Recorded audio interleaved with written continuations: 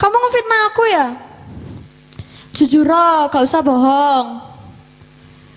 Kamu kok jahat sih dek aku? Aku pegel lah mbak kamu sah. Kamu jahat, kamu jahil. Terus gak tahu, aku sebel.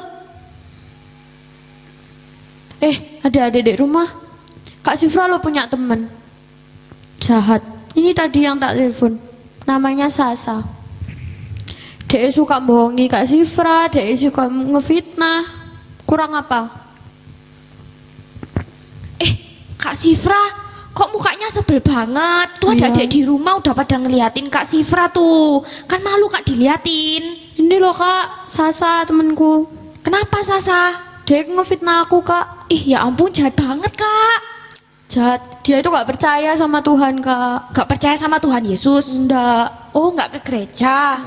Dan aku yakin dia juga gak disayang Tuhan kayaknya. Enggak Kak, tunggu dulu. Tuhan Yesus itu sayang sama semua orang, bahkan sama orang yang berdosa Kak. Oh gitu tak Kak. Iya. Baru tahu aku. Iya gitu. Nah, gimana nih ceritanya tentang hari ini? Tuhan Yesus itu sayang sama kita semua adik-adik. Pasti pengen tahu kan? Penasaran kan? Ya dong. Nah, sekarang kita sebelum mulai sekolah minggu kita, pada hari ini kita mau sama-sama lipat tangan, tutup matanya, kita mau berdoa. Lipat tangan dan tutup mata ya. Tuhan Yesus, terima kasih Engkau telah mengumpulkan kami di rumah masing-masing. Tuhan, sebentar lagi kami akan memulai ibadah sekolah minggu hari ini.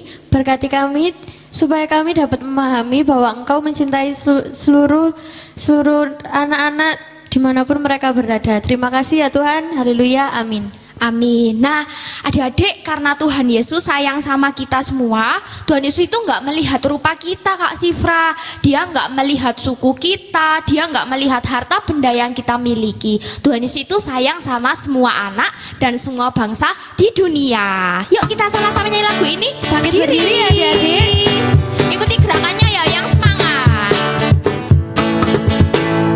Yesus cinta semua anak di dunia. Kuning, putih dan hitam semua dicinta Tuhan. Tuhan cinta semua anak di dunia. Tuhan cinta semua bangsa di dunia. Kuning, putih dan hitam semua dicinta Tuhan. Tuhan cinta semua bangsa di dunia. Semangat kan? Yesus cinta semua anak di dunia. Kuning, putih dan hitam semua dicinta Tuhan. Tuhan cinta semua anak di dunia. Tuhan cinta semua bangsa di dunia. Kuning, putih dan hitam semua dicinta Tuhan. Tuhan cinta semua bangsa di dunia. Wah, adik-adik yang di rumah ini semangat Kak. Semangat. Udah bangkit berdiri semua. Pastinya untuk lagu yang berikutnya lebih semangat lagi kan. Harus. Ikuti gerakan kakak-kakak ini ya. Kak Jangan Sifra malu. sama Kak Bita. Ayo semuanya bangkit berdiri. Kita terus semangat untuk memuji Tuhan. Cuy cuy dubidu dam dam. Shalalalala. Cuy cuy dubidu dam dam. Shalalalala. Karena Yesus cinta saya, cinta kamu, cinta semua. Karena Yesus cinta saya, cinta kamu,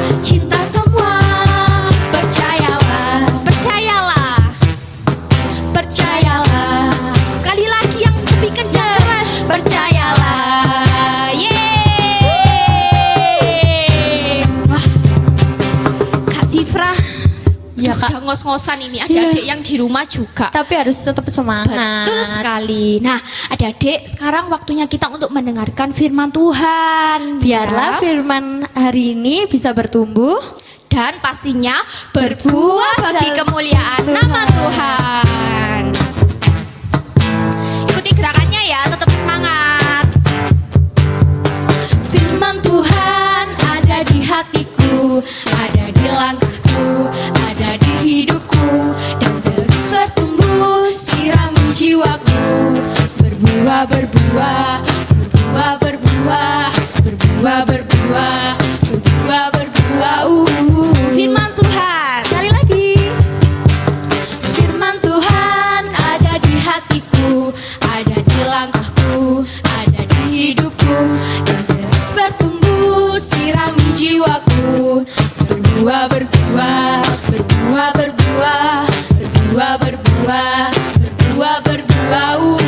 Firman Tuhan.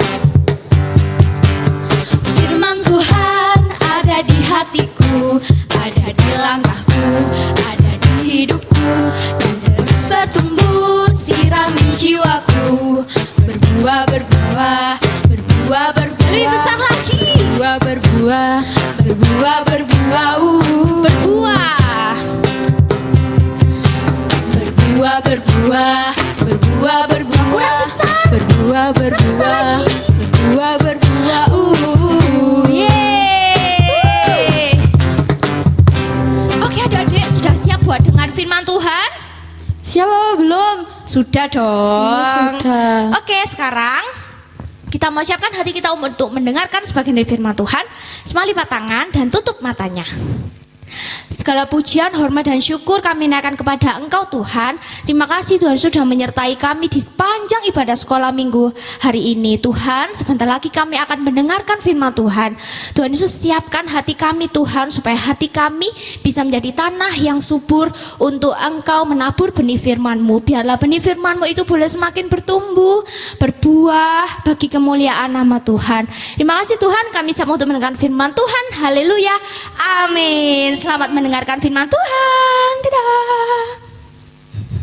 Anak-anak, kalau tadi kita sudah menyanyi bersama-sama bagaimana Tuhan Yesus itu cinta kepada anak-anak di dunia ini, tidak mengenal merah, tidak mengenal putih, tidak mengenal hitam, tidak mengenal kuning, tidak mengenal. Allah cinta kepada semuanya. Di sini Tante mau menceritakan bagaimana Allah berkarya kepada seseorang yang tinggal di kota Kaisaria. Nah, di Kaisaria itu ada seorang perwira. Perwira adalah adalah seseorang tentara, katakanlah perwira Italia.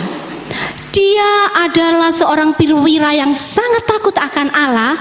Dia adalah seorang perwira yang suka untuk menolong orang-orang Yahudi. Padahal perwira ini bukan orang Yahudi, tetapi karena dia sangat mengasihi Allah, maka dia melakukan seperti itu. Nah, dia tinggal di Kaisaria. Seorang perwira ini takut akan Allah. Suatu saat perwira ini dia di dalam ketermenungannya, dia di dalam perenungannya. Suatu saat waktu itu jam 3 petang. Ya, berarti jam 3 sore kan ya. Jam 3 petang dia merenung, apa yang akan aku lakukan? Kebaikan-kebaikan apa yang akan aku kerjakan? Nah, saat itu dia mulai melihat. Di dalam pemikirannya ada suatu penglihatan. Wah, Cornelius. suara apa itu? Cornelius. Oh, itu suara Tuhan kah? Semua doamu dan sedekahmu telah naik ke hadirat Allah, dan Allah mengingat engkau. Dan sekarang suruhlah beberapa orang ke Yope untuk menjemput seseorang yang bernama Simon. dan yang disebut Petrus. Ia menumpang di rumah seorang penyamak kulit yang bernama Simon, yang tinggal di tepi laut. Baik. Suara Allah itu mengatakan, aku harus menjumpai Simon yang disebut Petrus. Dia tinggal di rumah Simon penyamak kulit. Wah, tempatnya di tepi laut, di daerah Yope. Berarti aku harus ke sana. Aku akan menyuruh ajudanku untuk ketemu sama Simon. Akan aku cari. Nah, bapak ini yang bernama bapak siapa tadi? Cornelius, ya. Bapak Cornelius mengatakan, ajudan, kamu harus pergi saat ini juga menuju ke kota Yope. Aku meminta kamu 2 dengan 1 prajurit yang mengawal, supaya kamu untuk cepat ke kota Yope sana. Dan akhirnya lah 2 orang ajudan dengan pesuruh dari Cornelius ini berangkat ke kota Yope. Anak-anak tahu jarak antara Yope dengan mana tadi Kaisarea sangat jauh sekali. Jadi waktu malam hari mereka berangkat sampai sore belum datang.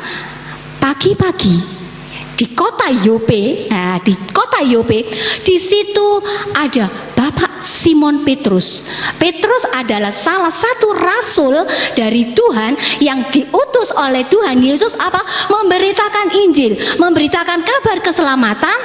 Ingat enggak pada waktu Tuhan Yesus mau naik ke surga, terangkat ke surga, di situ murid-murid Tuhan Yesus, pesan Tuhan Yesus yang terakhir bagaimana? Kamu harus menjadi saksiku.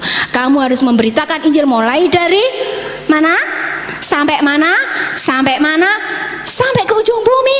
Nah, salah satu dari rasul, salah satu dari murid Yesus ini, yaitu Rasul Petrus, melakukan itu. Perlu kalian ketahui, Petrus tinggal di Yope, sebab sebelum peristiwa ini Petrus melakukan suatu mujizat yang luar biasa, yaitu apa?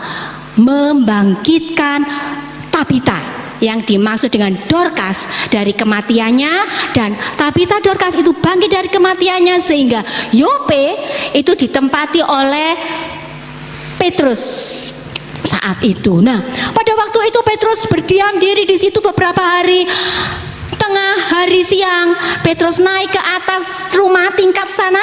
Petrus mulai berdoa, aku mau berdoa kepada Tuhan. Apa sih yang dimaksud Tuhan? Apa sih yang akan dikerjakan oleh Allah terhadap diriku untuk melakukan karya? Saat Petrus itu naik di situ, Petrus mulai berdoa kepada Allah, kepada Tuhan Allah yang di surga.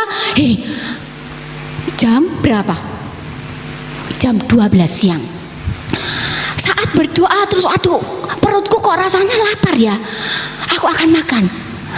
Biarlah yang menyediakan di rumah, di bawah, menyediakan makanan untuk aku lapar. Dan di saat lapar itu, sambil berdoa, sambil menunggu makanan, maka Petrus mulai berdoa lagi. Dan seolah-olah penglihatan Petrus dalam doanya, dia dari langit atas itu turunlah suatu benda yang sepertinya kain yang sangat besar sekali, tergantung dengan 4 ikatan. Waduh, loh, ada apa ini ya? Di dalamnya situ ada gambar seperti binatang-binatang yang berkaki 4. Banyak sekali binatang berkaki 4. Wah, apa ini ya? Dilihat lagi oleh Petrus, ada binatang-binatang yang melata. Binatang melata, ada macam-macam burung di situ.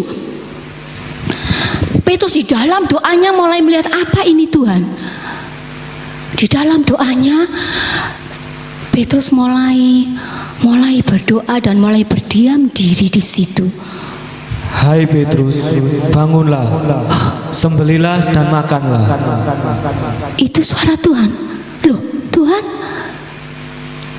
aku mau makan itu. Gak mungkin. Tidak. Itu ada sesuatu yang haram. Apa yang dinyatakan halal oleh Allah tidak boleh engkau nyatakan haram. Loh, Tuhan, tidak. Aku harus makan binatang yang melata itu. Aku gak mau. Bangunlah, sembelilah dan makanlah. Tidak. Apa yang dinyatakan halal oleh Allah tidak boleh engkau nyatakan haram. Loh, tapi Tuhan, kan menurut hukum Taurat itu binatang-binatang yang haram tidak boleh aku makan. Bagaimana ini? Bagaimana ini bisa terjadi? Aku tidak bisa. Bangunlah, hai Petrus, sembelilah dan makanlah. Apa yang dinyatakan halal oleh Allah tidak boleh engkau nyatakan haram. Tuhan, sudah 3 kali. Setelah 3 kali pernyataan Allah itu, maka gulungan itu naik ke atas, sudah hilang. Lah, Petrus mulai mikir, aduh, apa ini ya? Sampai 3 kali malaikat Allah mengatakan seperti itu.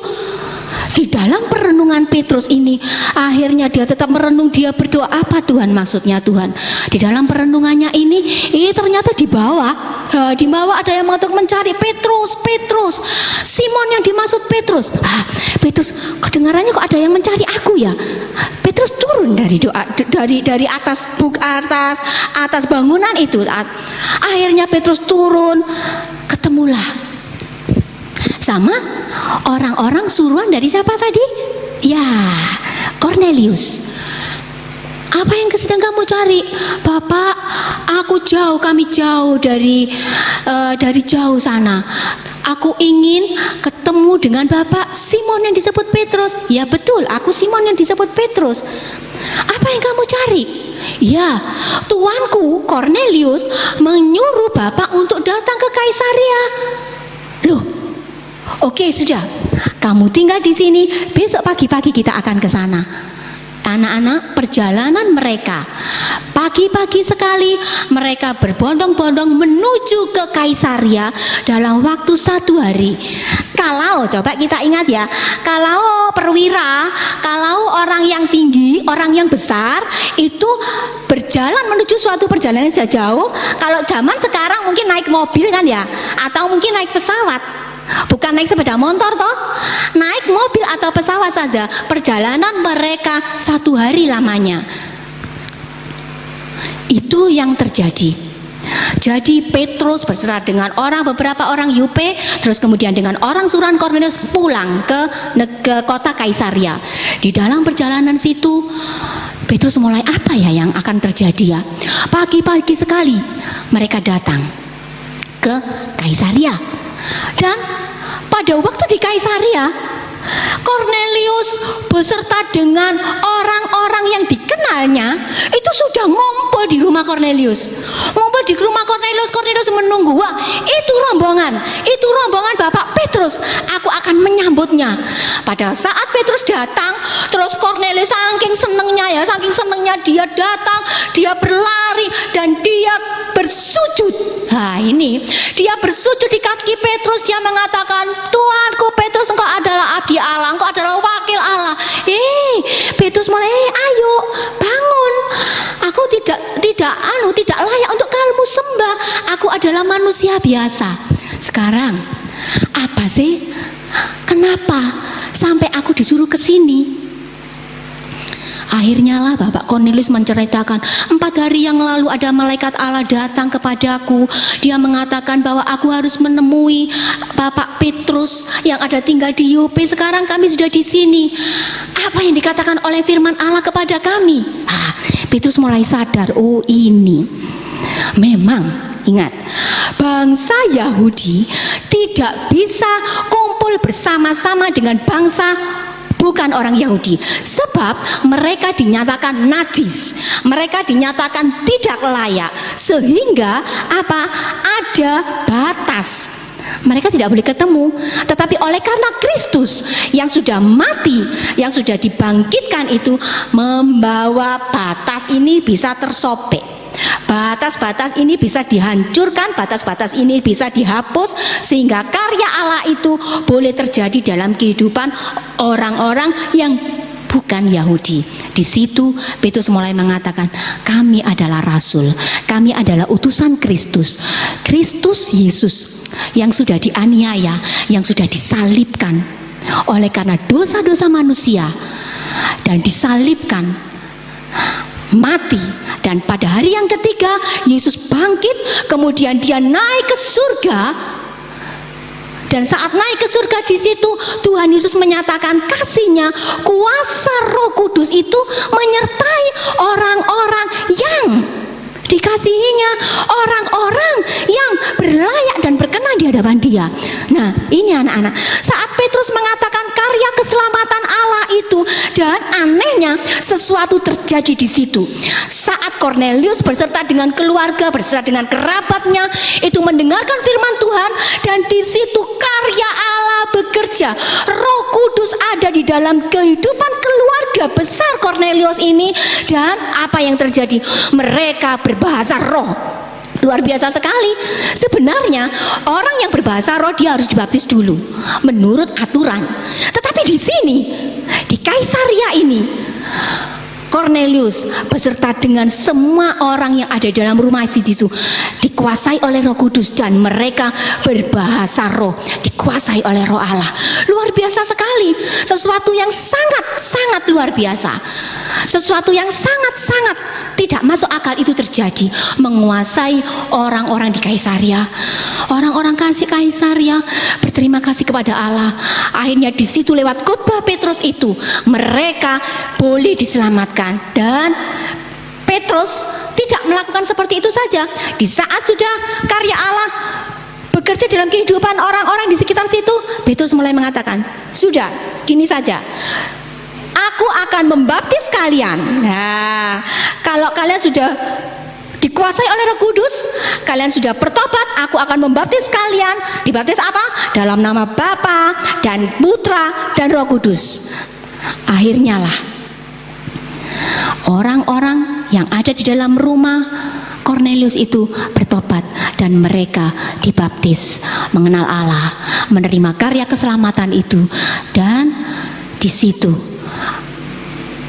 kebenaran firman Tuhan, berkat-berkat Allah, kabar-kabar keselamatan itu boleh tercapai, boleh tersampaikan. Nah, di sini kita bisa lihat di luar sana ada orang-orang yang belum mengenal Kristus. Di luar sana ada banyak orang yang belum mengenal Kristus, tetapi mereka bisa berbuat baik, tetapi belum mengenal Kristus. Lewat kita, kamu anak-anakku, kamu anak-anak sekolah minggu, biarlah karya Kristus itu ada dalam kehidupanmu, di dalam sekolahmu, di dalam bermainmu. Nyatakan sampai suatu saat mungkin temanmu yang sangat menjengkelkan kamu, yang membuat hatimu itu teriris-iris di sini, aku benci sama dia, sampai temanmu mengatakan, aku membutuhkan kamu, aku tidak tahu kok aku selalu mencari kamu. Nah, anak-anak sekolah minggu, sehingga kalian bisa diundang ke rumah temanmu, dan kamu bisa menyelamatkan teman-temanmu, saudara-saudaramu, keluarga-keluargamu. Di sini Yesus tidak membedakan antara yang jahat. Yesus mau menerima yang jahat itu bertobat untuk berkenan ke hadapan Dia, sehingga Yesus melayakkan kalian. Oke, kita buka ayat mas kita akan baca.